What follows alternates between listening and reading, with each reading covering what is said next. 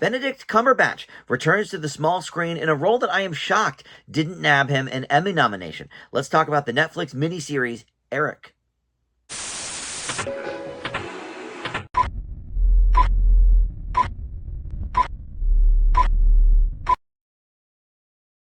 Hey guys, Dan here. This is Dan Reviews It. Welcome to my TV review for Netflix's Eric. This is streaming with all 6 episodes now, and this is a psychological thriller set in the 80s. We'll talk about all of this here in just a second. First, though, let me welcome you back to Dan Reviews It. If you are a subscriber already, thank you so much for that. I love it when you guys return and check out my content, but if you're not, please consider subscribing. Click that notification bell, too, so you get the alerts for all my new videos coming out. And, of course, you can like this video and comment below. That stuff helps the channel out tremendously. All right, so let's get right into Eric. This is set in New York City in the 80s, like I said. Vincent is played by Benedict Cumberbatch. He is a puppeteer in a very unhappy and unsatisfying marriage, I think, for both parties. And their 9-year-old son, Edgar, goes missing. Edgar, played by newcomer Ivan Morris Howe, and Vincent's wife, Cassie, played by Gabby Hoffman. And, of course, we've seen her grow up. You know, she goes back to the Uncle Buck days. But as an adult actress, she's done some really, really interesting and challenging work. So Vincent is a drunk, and he alienates... You know, after his son goes missing, he alienates himself even further from his family, his coworkers, and then he has this idea for a new puppet. He basically created this Sesame Street-esque type of show, and I think it's just a local show. I don't think it's on a wide scale like Sesame Street, but it's a very popular local kids show with puppets, and so he creates this new puppet named Eric, which actually was inspired by his son Edgar before he went missing. And Eric becomes this sort of, monkey on Vincent's back. A 7-foot-tall version of this puppet appears only to Vincent in, times of need, in, maybe when he needs some advice, maybe when he needs a kick in the butt.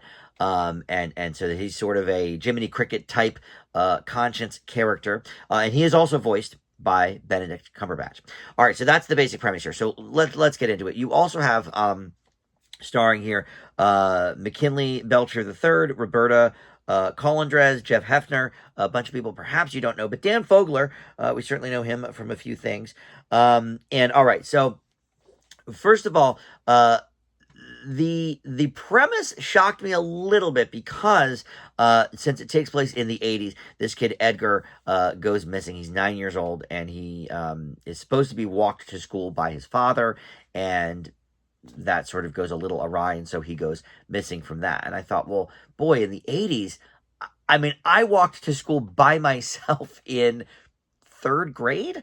I walked probably, I don't know, 1.5 miles each way, 2 miles maybe. When you're a kid, you don't think about that. But yeah, I was probably 7 or 8 years old. So I thought, okay, but then I realized, all right, well, New York City in the 80s is very different than everywhere else in the 80s, because of course, you had all of the seediness and the porn stores and the drugs and all of that. So, all right, once I was on board sort of with that premise, we could move forward. But, so this has definitely, I think, more on the positive side, but there are some negatives here. Let's talk the positives first. Let's start on a nice note. Benedict Cumberbatch's performance is great. I'm shocked. Now, he did get, like I said, I'm shocked that he didn't get an Emmy nomination for it, but he did get a British Television Academy nomination, which I guess is their version of the Emmys. So they recognized him there. But I don't know. I guess these days with all the streaming miniseries, I suppose miniseries and limited series are a crowded field for actors. I didn't look up who else was nominated last year for this, Best Actor in a limited series, but I thought Cumberbatch was fantastic, and I actually didn't realize he did the voice of Eric until right before this video when I was looking up the cast, and because the voice is, a lot deeper, it's a lot more gruff.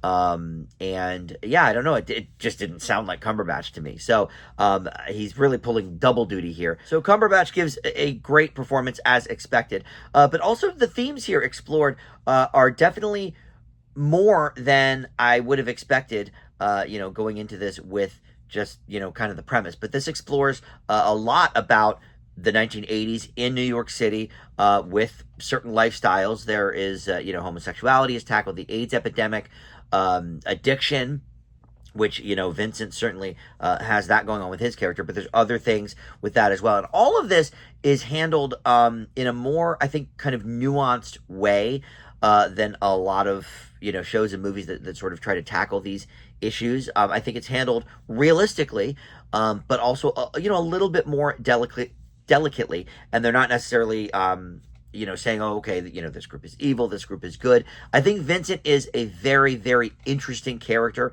and a lot of the surrounding characters as well. One of the detectives on the case is a frequent flyer here at the gay bar, and so he sort of ingratiates himself with that universe to try and get some details about things, but he's got his own stuff to deal with.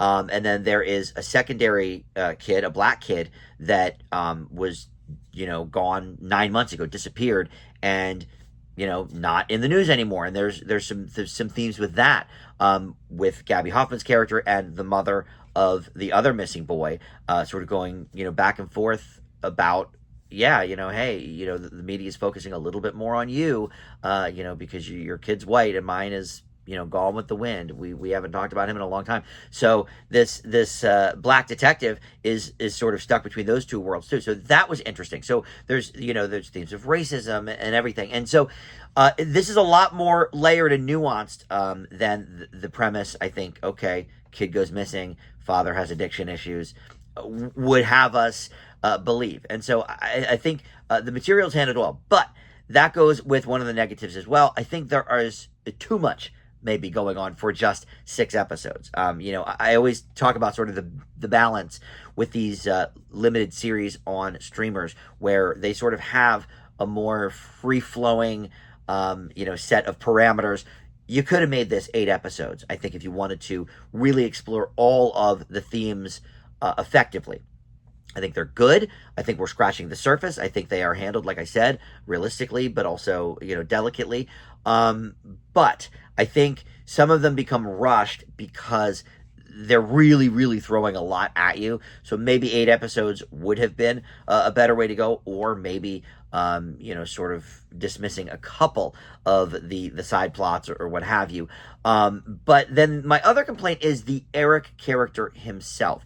And Eric sort of serves 2 purposes, because Vincent believes that having Eric as a new character on the show, if Edgar is out there somewhere watching the show, since he sort of designed the character, will, draw him into coming home.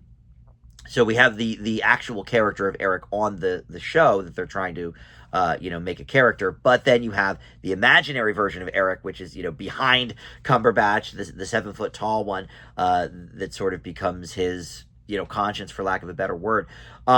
I think he is used a little oddly, because there are whole, half episodes where he's not even in it. We see Vincent a lot, but where's Eric for that time? So either go all the way in on that sort of imaginary character, or, make him just a part of the show and not so much, the conscience portion. I don't know. I think he was used effectively when he was used, but I think he was used a little too sparingly if they're going to go in on that. So anyway, we will leave it there. But overall, I think this was a very solid effort. I don't know if it quite hit all of its marks, but I liked what it was doing, and certainly a great performance from Cumberbatch. I leave Eric with a B, and you can check that out. Like I said, 6 episodes full on Netflix. All right, thank you for watching Dan Reviews It. I'll see you next time. Bye.